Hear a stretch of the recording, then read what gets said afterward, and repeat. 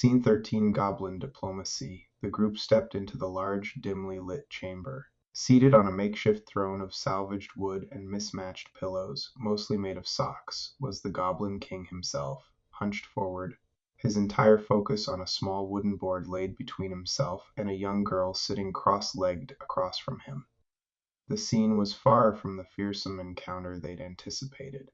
"Gah, not my shiny lady," the Goblin King shouted, his frustration evident as he studied the chessboard. "You're too good at this game, Sarah." "Sarah," Bannock called, stepping forward carefully. The girl glanced up, a gleam of mischief in her deep blue eyes, then returned to her game without acknowledging the newcomers. The Goblin King scratched his chin, his eyes narrowing as he plotted his next move. The two goblin guards who had followed the group in puffed up and announced loudly, "The shiny lady has arrived to see the Mud King." Liz crossed her arms, her expression cool and unimpressed. "All right, let's make this quick. We're here to take her home." The Goblin King, barely lifting his gaze from the game, sighed. "Can't this wait? I'm in the middle of something important here," he muttered, moving a pawn forward with a thud. One of the goblin guards scurried closer, groveling as he insisted, "But Mud King, it's the shiny lady." He seemed convinced this would demand the king's full attention. The king only shrugged, unfazed. "I don't care who she is," he said, watching Sarah make her next move, her face lit with satisfaction. Addie snickered, leaning toward Tira and muttering just loud enough to be heard, "Guess Liz isn't his type, huh?" Liz rolled her eyes, feeling slightly charged by Addie's remark. Seems his priorities are elsewhere. She shot back before taking a step forward, injecting some authority into her tone. "Look, Your Majesty," she said firmly but politely, "we really need to bring her back to her father. He's worried sick, you see. Perhaps you can continue your game another time?" The Goblin King waved her off, focused on the board. "This game is most important. I'm finally close to winning. Sarah here may be young, but she's clever." He grunted, frowning as she moved her knight to a random position. Devon shook his head, unimpressed, as he watched the game from a distance. "She's making simple mistakes, overextending her position." "Just move your—" The Goblin King shot him a withering look. "No hints, human. I play with honor." His gaze darted back to Sarah. "I am winning this time fair and square," he insisted, trying to convince himself as much as the others. Kenny, frowning, looked over at Kelly. "This feels off. We're just standing here watching a chess game with the Goblin King. Doesn't that seem strange to you?" Kelly crossed her arms, giving him an amused look. "What do you think is going to happen, Kenny?" "Knives flying out of the walls?" Kenny gave a half shrug. "Maybe. It's supposed to be a test. I wouldn't put it past the Academy to throw in a twist." Tommy, fascinated, leaned in to watch, making mental notes of the Goblin's approach to the game. "Interesting," he murmured, fascinated as the Goblin King made a game-deciding blunder, moving his knight to a square that effectively trapped his own king.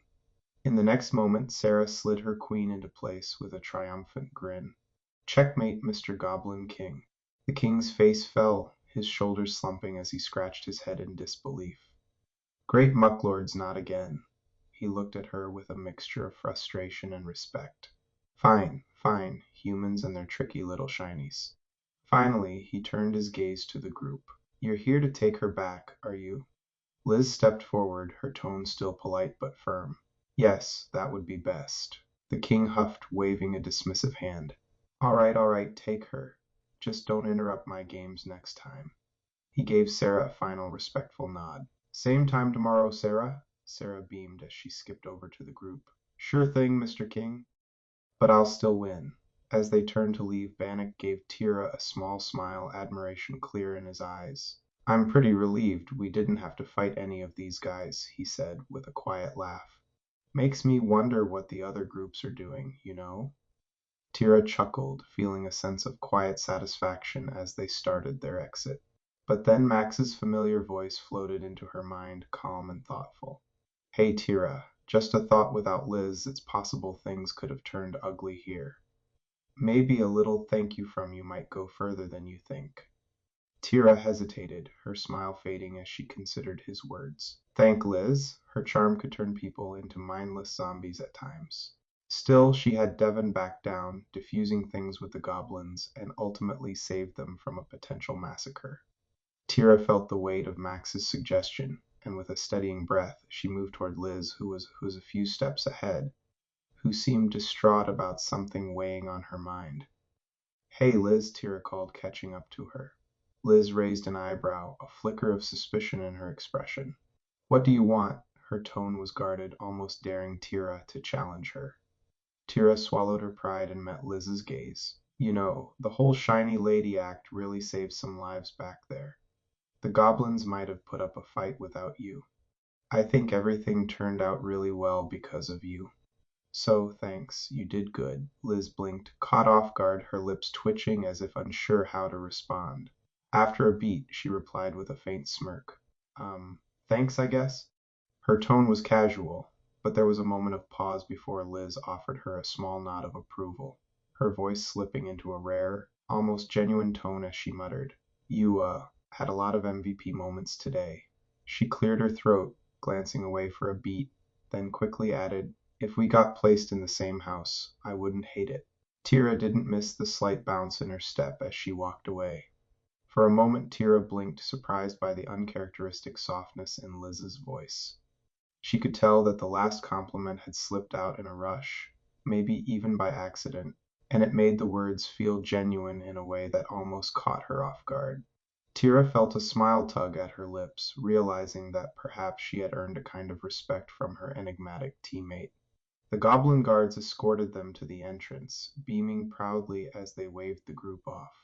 "Anytime, humans, our doors are always open to you." "Let's hope we don't have to take you up on that," Mac laughed, waving as they exited. As they journeyed back through the swamp, Sarah walked beside Tommy, Devon, and Val, eagerly recounting her chess victories, as if she'd been on her own grand adventure. Her excitement was contagious, adding a lively undertone to their otherwise cautious retreat through the swamp. Kenny stayed vigilant, taking the lead, his eyes darting to every shadow and suspicious mound of rocks as he lectured over his shoulder. "All right, everyone, stay alert. Look for anything unusual in the terrain. Tripwires, loose stones, even moss can be deceiving." Addie exchanged a mischievous grin with Mac before whispering, "Yes, shiny lady." "Whatever you say, shiny lady," adopting a mock zombie tone and shambling along with exaggerated obedience. Mac, catching on to the act, joined in, also staggering along like a zombie. "Whatever you say, shiny lady. Keep us safe, shiny lady," he echoed, mimicking Kenny's cautionary tone with exaggerated reverence. Kenny whipped around, giving them an exasperated look. "Very funny, guys. I'm serious. There could be real traps out here." Addie couldn't hold back a laugh. We know. Wouldn't want to step on any dangerous moss." She nudged Mac, who chuckled and nodded in exaggerated agreement, still in zombie mode. Kenny, though visibly annoyed, shook his head with a reluctant smile, muttering something about swamp safety as he turned back to his self-imposed duty. As they walked, Liz fell into step beside Tira and Bannock, her usual confidence softened by the comfortable silence that hung between them. For a few moments they moved in sync, their footsteps blending with Sarah's enthusiastic recounting of her victory up ahead. Bannock gave Tira a warm smile. "You know, for all our little unexpected detours, things turned out all right. Looks like we worked together pretty well, even with," he paused, casting a playful glance at Liz, "our varied approaches."